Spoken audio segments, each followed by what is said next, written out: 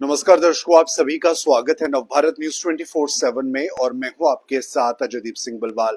दर्शकों, जम्मू कश्मीर के अंदर भी देश के अलग अलग हिस्सों की तरह सीबीएसई रिजल्ट्स कल आउट होते हैं और ऐसे में सीबीएसई एग्जाम रिजल्ट्स को लेकर काफी समय से जो स्टूडेंट्स हैं वो इंतजार कर रहे थे कि रिजल्ट्स कब आउट होंगे, लेकिन जब हुए आउट तो कहीं ना कहीं बहुत खुशी होती है क्योंकि आज के समय में भी बहुत सारे ऐसे स्टूडेंट्स हैं जो लगातार प्रयास करते हैं कि उनको भी सक्सेस मिले, चाहे वो क्लास 10th हो या क्लास 12th हो। लेकिन अगर क्लास 10th की बात करें तो कहीं ना कहीं भविष्य की ओर बढ़ने के लिए एक ऐसा कदम रहता है, एक ऐसी महत्वपूर्ण क्लास रहती है जिससे कि कहीं ना कहीं स्टूडेंट्स अंदाजा लगा सकते हैं कि आगे वो किस स्ट्रीम की तरफ जाएंगे, किस स्ट्रीम में रहकर वो अपना करियर जो है बनाएंगे।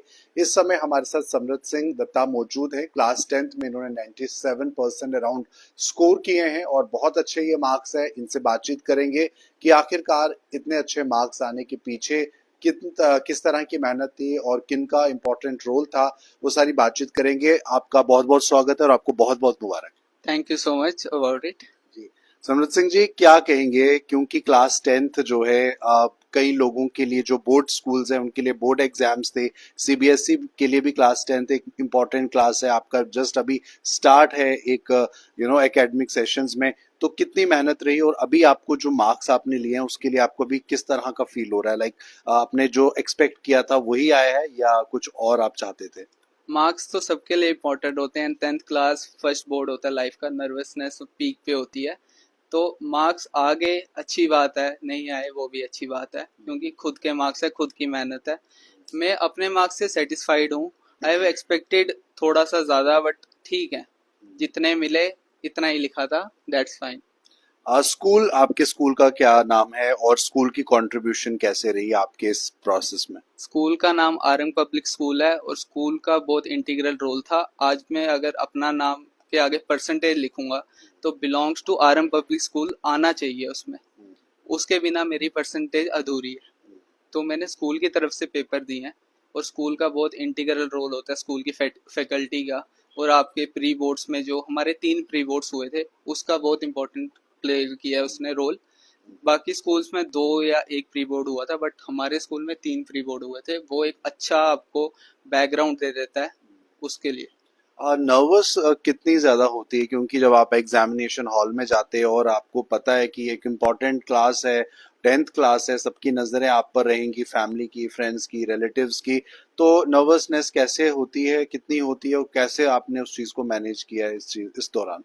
नर्वसनेस जब पहला पेपर हुआ था, ऑनेस्टली बताऊं तो बहुत ज़्यादा नर्वसनेस होती है। इंग्लिश का पेपर था हमारा पहला एंड हम आधे घंटे पहले सेंटर में पहुंचे थे, तो बहुत ज़्यादा नर्वस हो गया था। लाइक ऐसे लग रहा था ब्रेन वॉश गया, वो कर गया, जो डर गया वो पूरे पेपर वही सोचता रहेगा कि मेरा पहला पेपर है, मैं फंस जाऊंगा, मेरे घर वाले क्या सोचेंगे, फैमिली ये।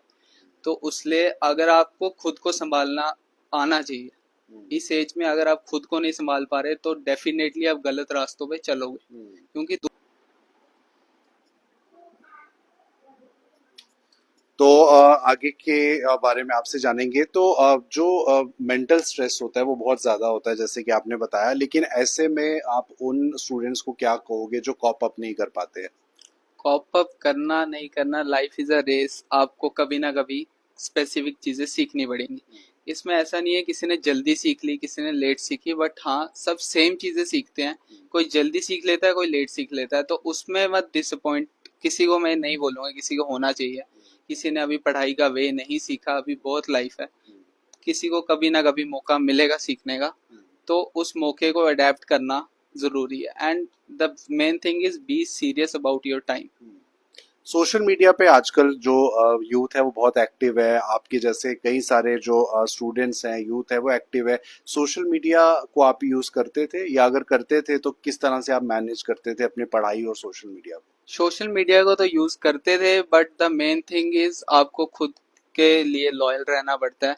ये चीज स्पेसिफाई खुद को करनी चाहिए कि मेरे लिए क्या इंपॉर्टेंट है।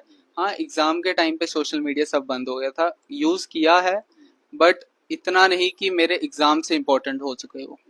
ट्यूशन का क्या रोल है क्योंकि बहुत से स्टूडेंट्स ट्यूशंस भी जाते हैं, ट्यूशंस में आपको बिल्कुल कंसर्न तरीके से पढ़ाया जाता है, आपकी जो एक्चुअल में वीकनेसेस है उसको कहीं ना कहीं उभारा जाता है, दर्शाया जाता है, दिखाया जाता है। कैसा आप मानते हैं?